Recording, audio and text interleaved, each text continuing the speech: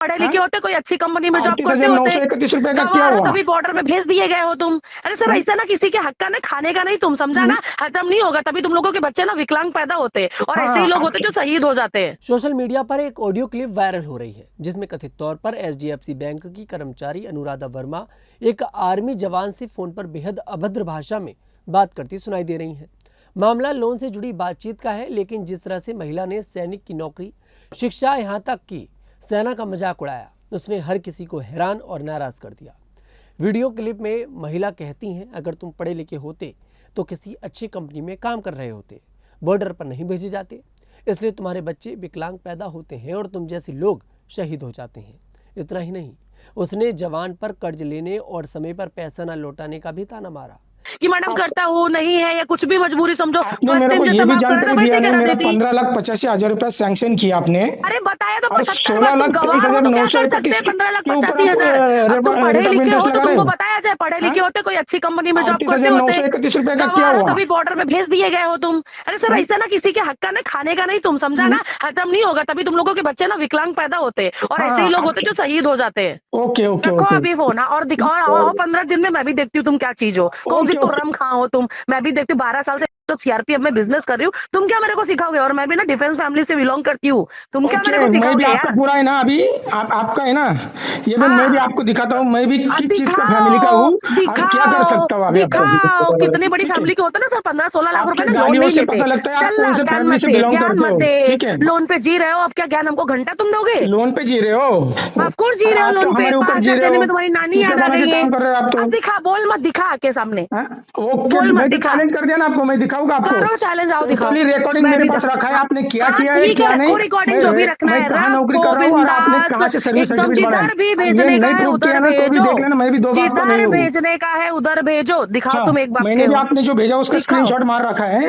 एकदम बिंदास। और भी कुछ चाहिए तो और भी कुछ भेज देती हूँ। भेज दो, क्या है आपके पास? क्या चाहिए तुमको, क्या चाहिए तुमको बताओ ना, वो चीज भेजती हूँ। और स्क्रीनशॉट क्या मारने की जरूरत है? भेज दो मेरे को, भेज दो। करूंगी मैं। अरे तुम क्या सर्विस सर्टिफिकेट भेजा है मेरे को देखोगे?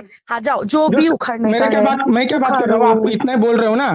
जो सर्विस सर्टिफिकेट बनाया है ना, वो मेरे को भेजो, भेजो आप। क्यों स्क्रीनशॉट निकाला, किधर गया? वो क्या करना है आपको? मैंने स्क्रीनशॉट निकाला ही नहीं। स्क्रीनशॉट निकाल के रखा है ना। लोन पे जी रहे हो, जाओ ना, तुमको जो खाने को खाओ और आओ, मैं सर्विस लेटर देती हूँ तुमको। हाँ भेजो भेजो भेजो भेजो भेजो भेजो। क्या होता है भेजा क्या?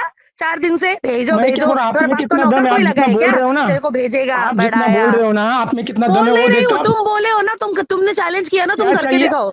जैसे ही ऑडियो क्लिप एक्स पर आई, लोगों का गुस्सा फूट पड़ा। एक यूजर ने लिखा, कैसे कोई डिफेंस पर्सन से ऐसी बात कर सकता है, एचडीएफसी बैंक को तुरंत कार्रवाई करनी चाहिए। दूसरे ने कहा, शर्म आनी चाहिए ऐसी लड़की और उसके परिवार को, बैंक ने ऐसे लोगों को नौकरी दी है, यह सबसे बड़ी गलती है। एक पत्रकार द्वारा पोस्ट किए इस ऑडियो क्लिप पर एचडीएफसी बैंक केयर्स ने एक स्टेटमेंट भी दिया। इस पोस्ट के जवाब में बैंक ने लिखा कि हाय, हम स्पष्ट करना चाहते हैं कि ऑडियो क्लिप में जो महिला है वह बैंक की कर्मचारी नहीं है। ऑडियो क्लिप में दिखाया गया व्यवहार ना तो स्वीकार्य है और ना ही यह एचडीएफसी बैंक के मूल्यों को दर्शाता है। कई यूजर्स का कहना है कि यह कॉल बैंक के कलेक्शन एजेंसी से भी हो सकती है, लेकिन जिस भाषा का इस्तेमाल हुआ है वह निंदनीय है और किसी भी हालत में माफ़ नहीं किया जा सकता। लोगों का कहना है कि जवान जो देश की सुरक्षा के लिए अपनी जान जोखिम में डालते हैं, उनसे इस तरह बात करना न सिर्फ अपमानजनक है बल्कि पूरे आर्मी समुदाय का अपमान है। यही वजह है कि लोग इस महिला के खिलाफ सख्त कार्रवाई की मांग कर रहे हैं। लेकिन आज एक सवाल हम भी पूछना चाहते हैं, अगर बैंक से कर्जा ले लेता है और ये जो वसूली वाले लोग होते हैं, तो क्या ये लोग यहाँ पर इस तरह की भाषा का इस्तेमाल करेंगे? यहाँ पर बात सिर्फ एक आर्मी मैन की नहीं है। आप सिर्फ किसी आर्मी मैन से ऐसे बात नहीं कर सकते, बल्कि आप किसी से ऐसे बात नहीं कर सकते। आप किसी को धमका नहीं सकते, आप किसी को हैरेस नहीं कर सकते। जो ऑडियो क्लिप वायरल हुई इसमें महिला देखिए पूरी आर्मी का अपमान कर रही है, उस आर्मी का जो बॉर्डर पर खड़ी रहती है। ऐसे लोगों को क्या लगता है कि अगर आर्मी के लोगों को अच्छी सैलरी मिल रही है तो क्या कोई जान देने के लिए तैयार हो जाएगा? ऐसे लोगों को ही लगता है।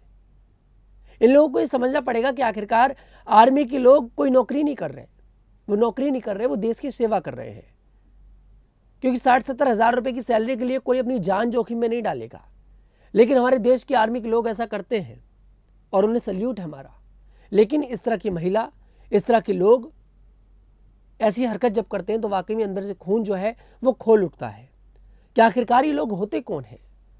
उस महिला ने सारी हदें पार कर दी। उसने एक बार ये नहीं सोचा कि सामने मैं जिससे बात कर रही हूं आज उसी की वजह से मैं जिंदा बैठी हूं। हाल ही में भारत पाकिस्तान का युद्ध हुआ था। किसने बचाया भारत को? किसने बचाया? मैं सवाल पूछ रहा हूं। हमारे देश को बचाया हमारी आर्मी ने, बॉर्डर पर खड़े उन जवानों ने। और इस तरह से बैंक के अगर कर्मचारी इस तरह की हरकतें करेंगे तो आखिरकार लोग बैंक के कर्मचारियों पर कैसा भरोसा करेंगे? बैंक के कर्मचारियों का जो बिहेवियर होता है वो बहुत ज़्यादा रूड होता है, इसमें कोई दोहराए नहीं है। एक काउंटर से दूसरे काउंटर पर, दूसरे काउंटर से तीसरे काउंटर पर। लेकिन आज बात हमारे देश के जवान पर आ रही है। आप हमारे देश के जवान से इस तरह से बात नहीं कर सकते। वो हमारे देश के हीरो हैं और आप हमारे हीरो से इस तरह से बात नहीं कर सकते। फिलहाल इस पर क्या है आपकी राय? कमेंट सेक्शन में जरूर बताइएगा। मैं तनुज दीक्षित फिर आपसे मुलाकात करूंगा। तब तक के लिए मेरे साथ देखते रहिए न्यूज़ 15।